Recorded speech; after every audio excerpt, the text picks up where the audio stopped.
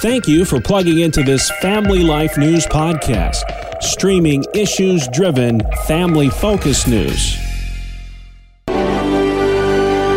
Welcome back to another edition of Hometown Heroes on Family Life. I'm Mark Webster. This week's guest is Pastor Eric Johns of the Buffalo Dream Center, who's been bringing attention to the city's homeless for a quarter century by joining them on the streets for a week. Here's part one of our interview. Take us back to year one. What was that like? Well, the first year, our church was really small, and we had been reaching out to inner city kids. And I just had it in my heart to do something for the kids for Christmas. I knew a lot of them wouldn't get gifts or have a special Christmas. So we set our sights on getting gifts for about 200 kids that we had been working with through our after-school program. And I just really didn't know how we were going to do it. I think most of my church congregation were included in that list of people that were in need. So it was just an idea that I believe was a God idea. I was just driving my car one day and I felt like the Spirit of God just speak to me to leave my house and go live with the homeless. And I mean, I know it was God because I wasn't thinking anything like that. So I packed my little backpack that I have and brought my sleeping bag and left my home for the week. You know, my church was behind me. People were excited about me doing it. But that first year was pretty scary. I was all alone. Nobody was with me and I had no idea what I was doing. I slept under a bridge, you know, with some other homeless guys and just kind of kept one eye open all night. But I did it. I stayed out all week. And little did I know that the media would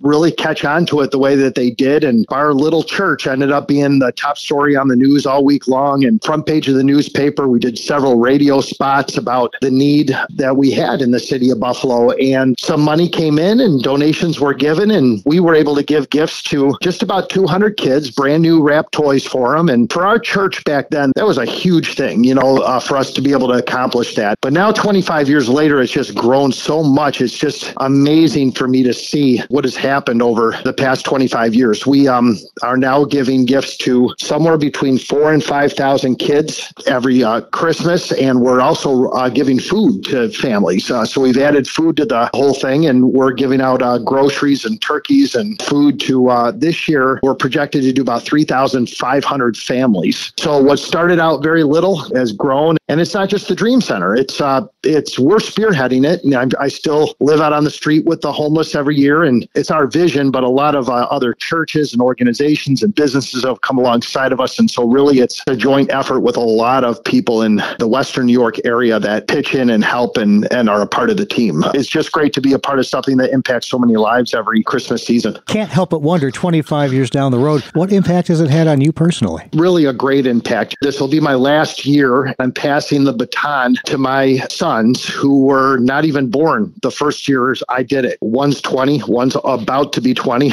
And so part of it is a little bit hard to give it up because it's become kind of who I am rather than just something I do every year. I affectionately became known as the homeless pastor to a lot of our friends on the street, and a lot of them consider me their pastor. We now have a church that we've planted on the street, Curbside Church, which has about 100 people that attend every Sunday right in the park downtown with music and preaching and everything. And so we've really gotten to know a lot of the homeless community and they've become a part of our lives. It's not just a thing that we do. It's really a part of the DNA of the Buffalo Dream Center and a part of who I've become as a person. I think it's really helped me a lot to leave my house and do that every year and live in another man's world for a week. It's really helped me with my perspective and with our ministry at the Dream Center. Is there one particular person you encountered, situation you encountered in all those 25 years out in the street that stands out? Oh, yeah. There's one guy in particular who's still a really good friend of mine. And I met Keith on the street when he had just gotten out of prison.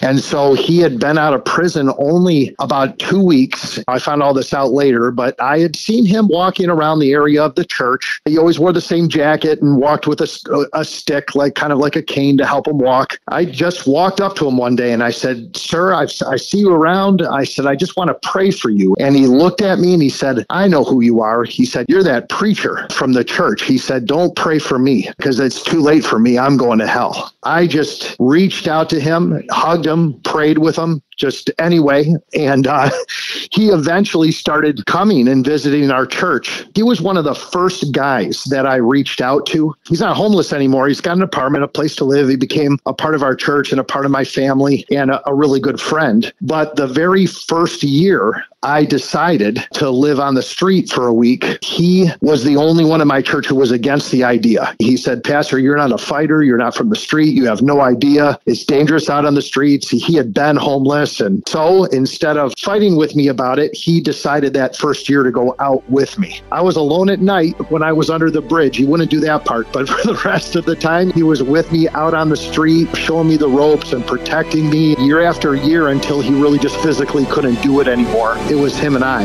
That's Pastor Eric Johns of the Buffalo Dream Center, helping and bringing attention to the city's homeless for a quarter century. Please join us again next week for part 2 as we search for your home, your town, your hero. It's Hometown Heroes on Family Life.